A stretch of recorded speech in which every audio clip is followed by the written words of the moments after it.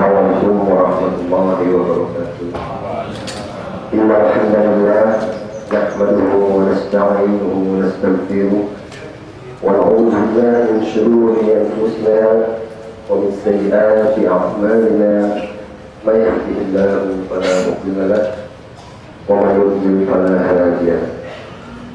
Asyhadu an la ilaha illallah wahdahu la syarika lahu wa asyhadu anna Muhammadan abduhu wa rasuluhu la nabiyya ba'd.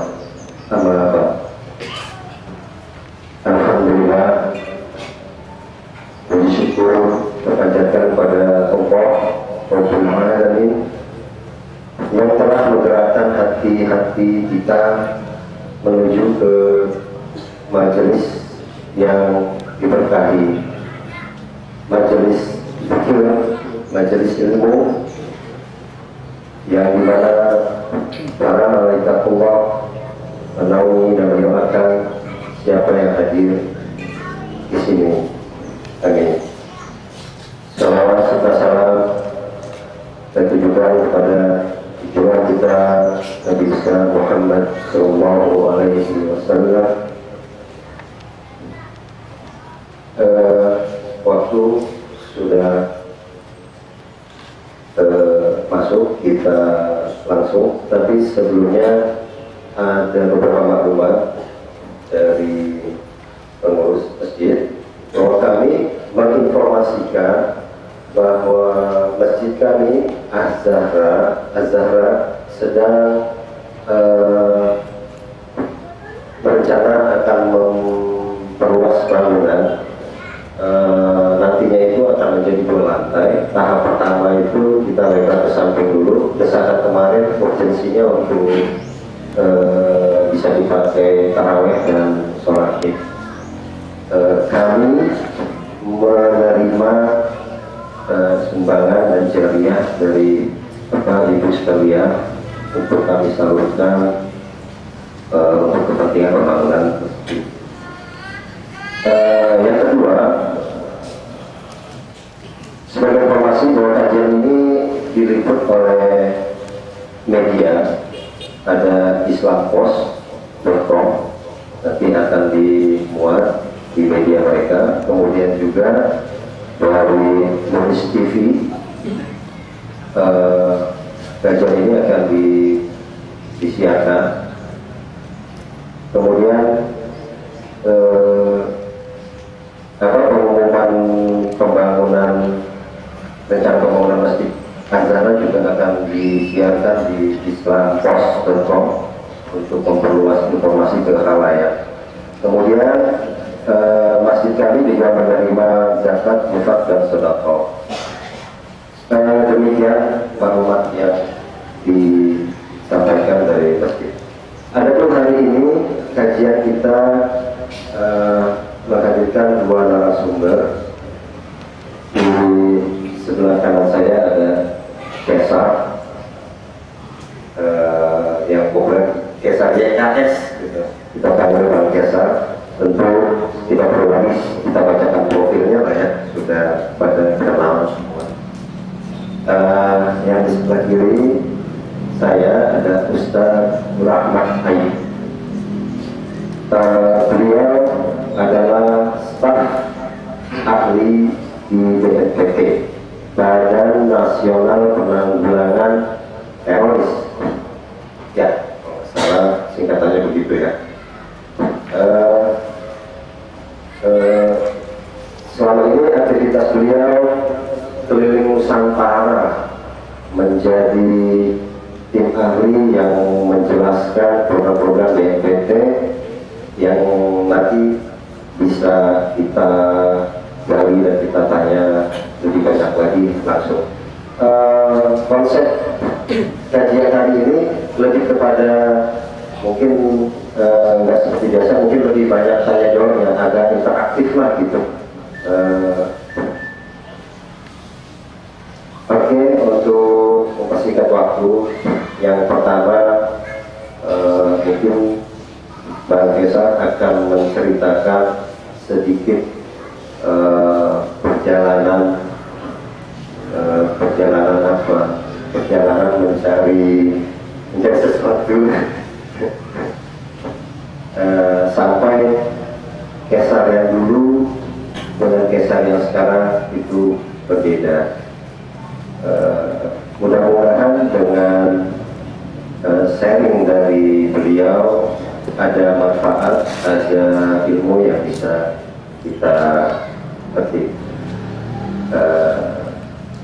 Ini yang pertama ya, Kesar dulu ya.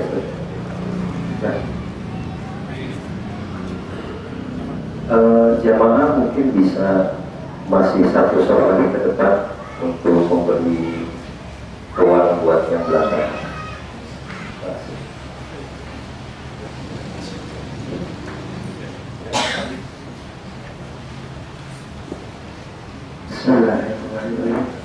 Assalamualaikum warahmatullahi wabarakatuh. Wabillahi taufiq ala umuri dunya wa din. Wassalatu wassalamu ala asyrofil anbiya'i wal mursalin wa ala alihi washabihi ajma'in. Amma ba'du. Alhamdulillah, segala puji bagi Allah Subhanahu wa taala yang memberikan kita nikmat berjalan ke rumah Allah ini dengan penuh keikhlasan. Kalau saya mendapatkan hadis riwayat Muslim, Rasulullah bersabda dan maknanya, barang siapa yang menempuh suatu jalan untuk menuntut ilmu, Allah akan mempermudah jalannya untuk ke surga.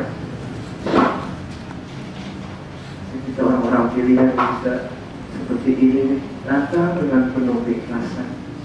Salawat serta salam kita berikan kepada Nabi kita Muhammad Sallallahu Alaihi Wasallam beserta keluarganya, sahabatnya, tabi'in-tabi'innya, istiqomah di jalan sunnah hingga akhir zaman.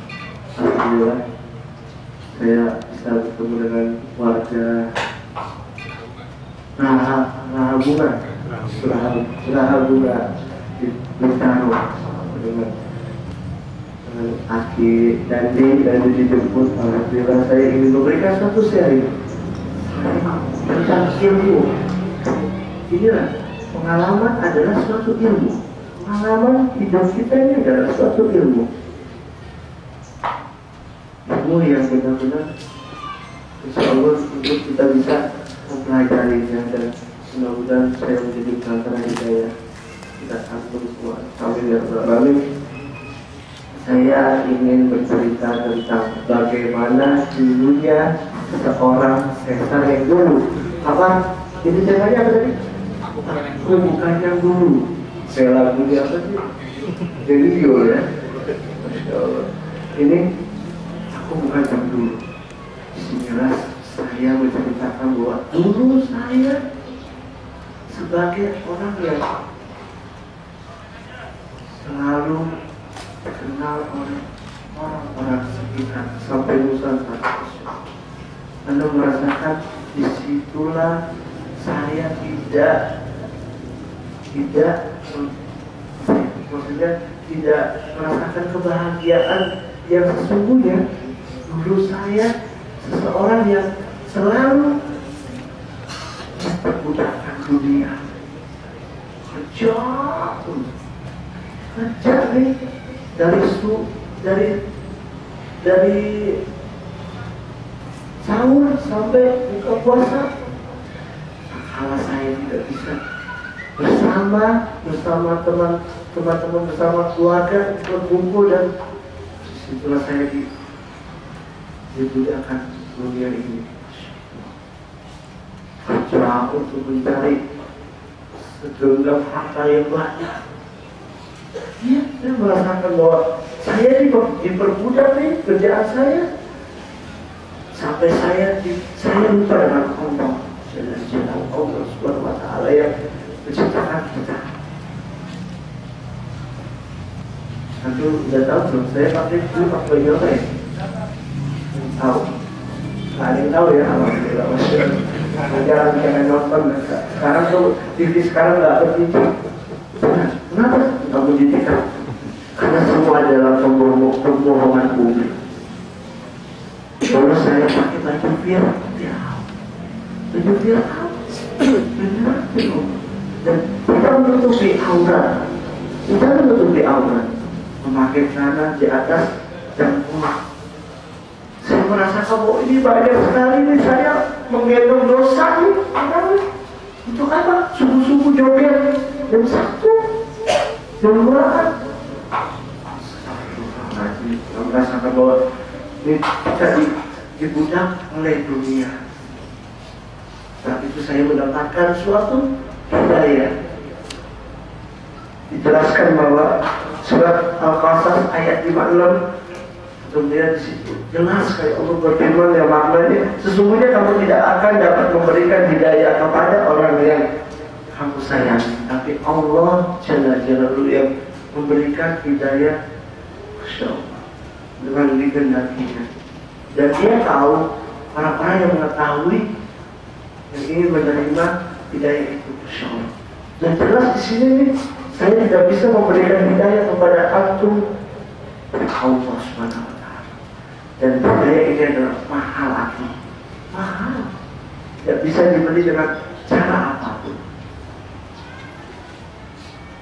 Saat situlah saya mendapatkan teguran dari Allah Subhanahu wa Ta'ala bahwa dunia ini dulu saya tahunya halal. Dulu saya tahunya semua halal.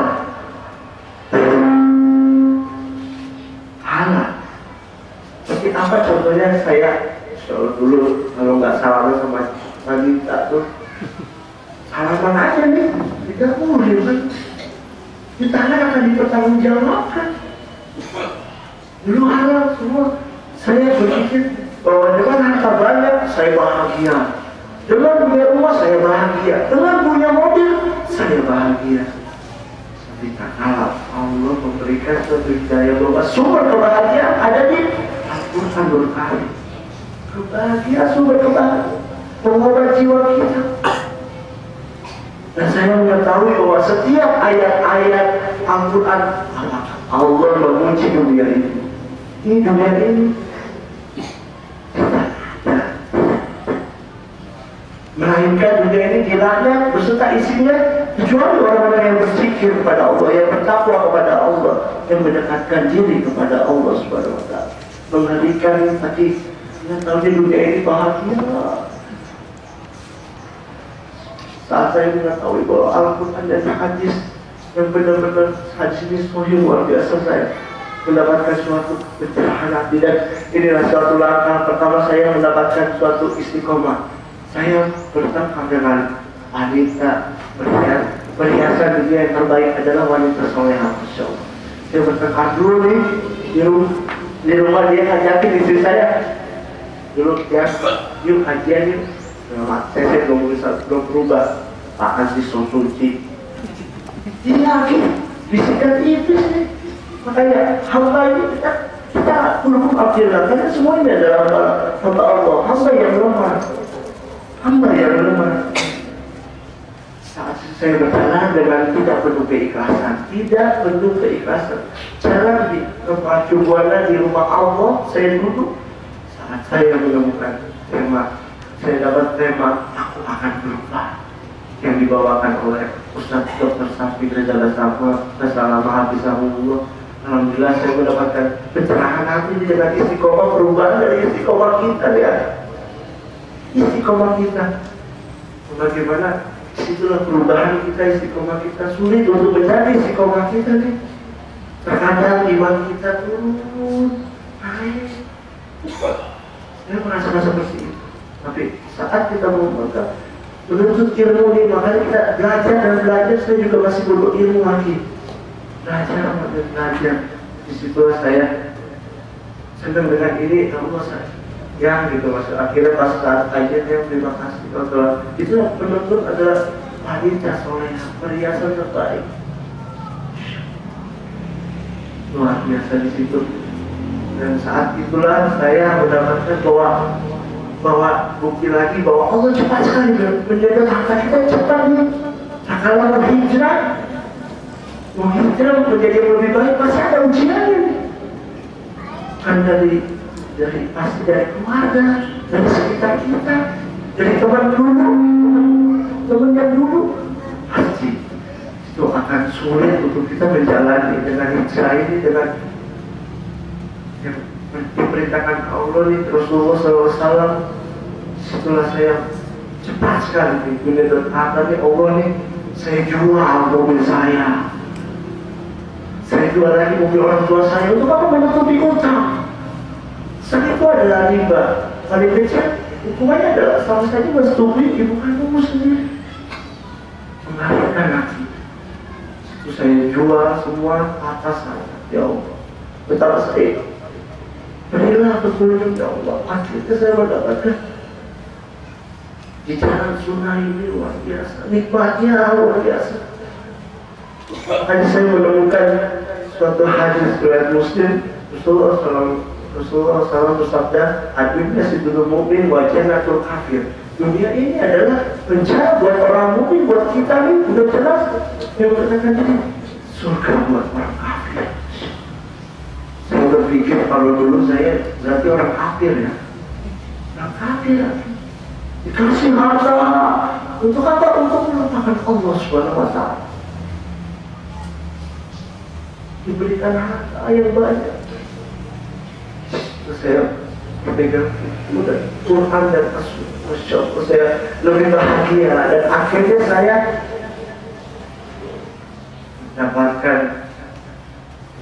mendapatkan saat saya ibu saya meninggalkan saya. Rahimahullah, Masya Allah. Saat saya berubah nih dengan berpakaian dan dengan berwajah jenggot. Iya, dulu saya kayak kambing sana. Allah, saat saya menemukan bahwa hadis riwayat Bukhari, cukurlah kumismu dan berantakan jenggotmu. Dan sekarang lu pakai cara cingkrang kayak orang kebanjiran. Astagfirullahaladzim. Dan saya juga menemukan hadis Bukhari bahwa kain yang panjangnya di bawah mata kaki, tempatnya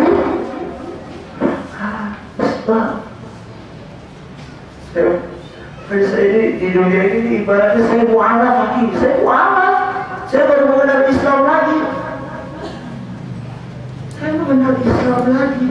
dan di sini saya belajar ilmu seperti apa, hukum-hukum Allah yang harus kita taati.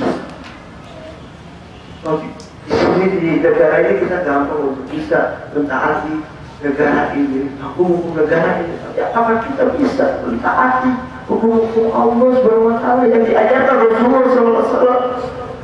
Dengan dulunya saya tahunya kalau makan berdiri, dulu saya tahunya makan berdiri nih. Saat saya mengetahui Rasulullah SAW mengajarkan untuk makan dengan tangan kanan duduk, alhamdulillah begitu indahnya adab-adab Rasulullah SAW yang mengajarkan kita nih, hidup, duduk, nikmati yang paling kecil yang bisa kita taati seperti itu. Dan saya mendapatkan yang taati, yang harus kita taati, itulah hukum Allah Subhanahu Wa Taala. Itulah saya mendapatkan kebahagiaan yang sesungguhnya dari Allah, luar biasa. Dan disinilah saya dulu saya sekarang ini mikir bahwa wah besok saya bisa miskin nih. Karena saya tidak ada pekerjaan sekarang, tidak ada pekerjaan. Dan Nabi mengatakan untuk kita berdagang. Saat saya berdagang, Masya Allah, dengan apa ya? Saya dagang apa ya? Saya dagang baju. Situ saya tuliskan kata-kata dakwah. Seperti apa contohnya? Makin ganteng mau pakai jenggot, itu sudah. Ada saya bilang, kok ada yang beli tapi nggak punya jenggot? Iya, tapi Anda mau beli nih, tapi Anda nggak punya jenggot. Udah beli, nggak apa-apa. Dan sekarang ini bikin ada di depan buat anak-anak promosi nih, Masya Allah. Apa? Karena bikin baju ini lebaran. Kenapa? Kan tidak harus baju itu lebaran, tapi yang kita pakai bagus-bagus dan yang kita harus kita pakai nih. Baju ini lebaran nanti ada yang buat anak-anak 1 tahun sampai 5 tahun kalau masalah. murah 55.000. Insya Allah. Dan disitulah saya berniaga, berdagang dengan baju ini dan menuliskan suatu dakwah. Alhamdulillah Allah memberikan kecukupan. Saya ada cerita kenyataan di bawah. Saya punya karyawan, tapi karyawan ini saya tidak bisa menggajinya. Saya bilang gini, saya namanya bin Fulan, karena nggak bisa gaji aku nih. Padahal itu udah akhir bulan pas mau bayar. Tapi saat saya mau minta nih, pas saat ada bazar di pasar rakyat di Senayan, baju saya alhamdulillah itu hari terakhir dapat 950.000, sehingga saya nambahin 150. Allah memberikan kita kecukupan nih, tidak lebih. Tulis, Allah memberikan kecukupan tapi tidak lebih. Luar biasa Allah Subhanahu wa Ta'ala. Yang saya dengan nambahnya yang begitu lama, yang begitu kotor, yang ibarat kita nih hamba yang seperti butiran debu, saat Allah meniupnya kita akan akan mati. Belum tentu Ramadan selanjutnya kita bisa kembali lagi, belum tentu. Kala ini mungkin Ramadan yang terakhir buat kita.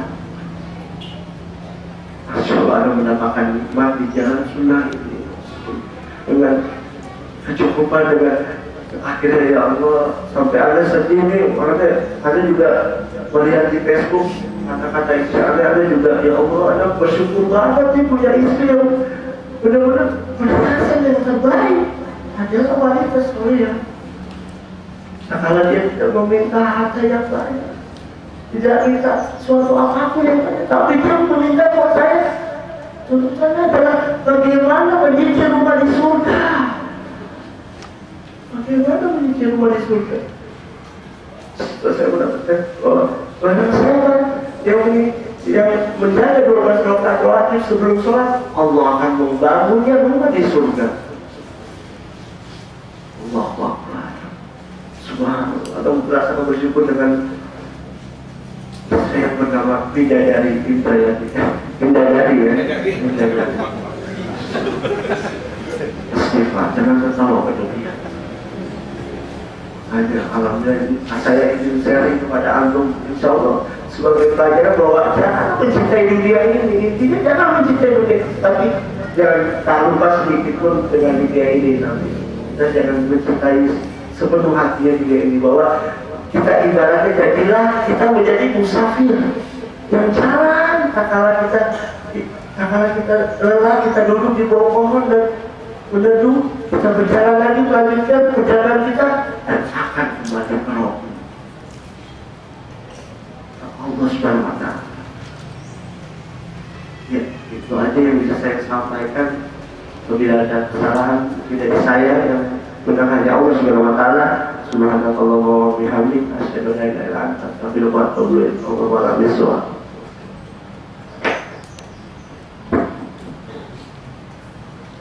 Jadi harus saya